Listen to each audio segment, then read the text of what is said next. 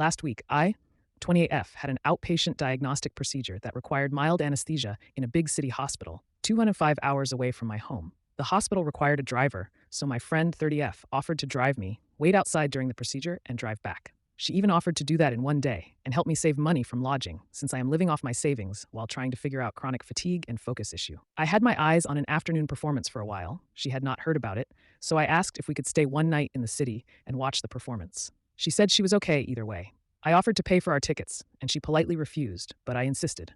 She agreed and said she insisted to split all other expenses and buy us brunch in that case.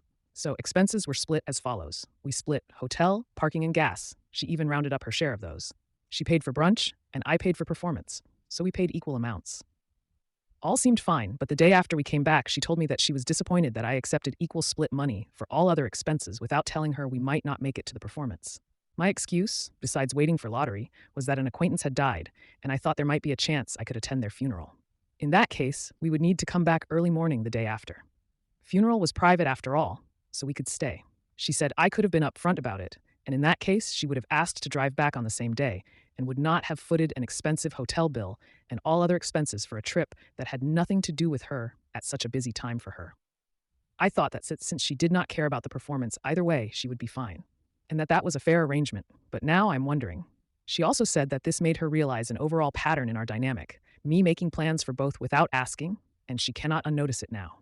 What she said was true. I did book a hotel that is 90% more expensive than most hotels in the city, including luxury, without asking her if it was okay, but it was close to the hospital. I did order everything on the dinner menu and even took away her own pizza leftovers while sharing bill equally, but I had fasted.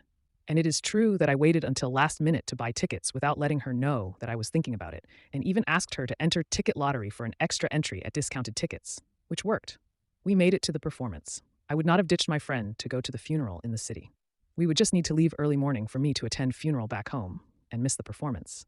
And she said in that case, we might as well have gone without the expensive overnight stay. AITA,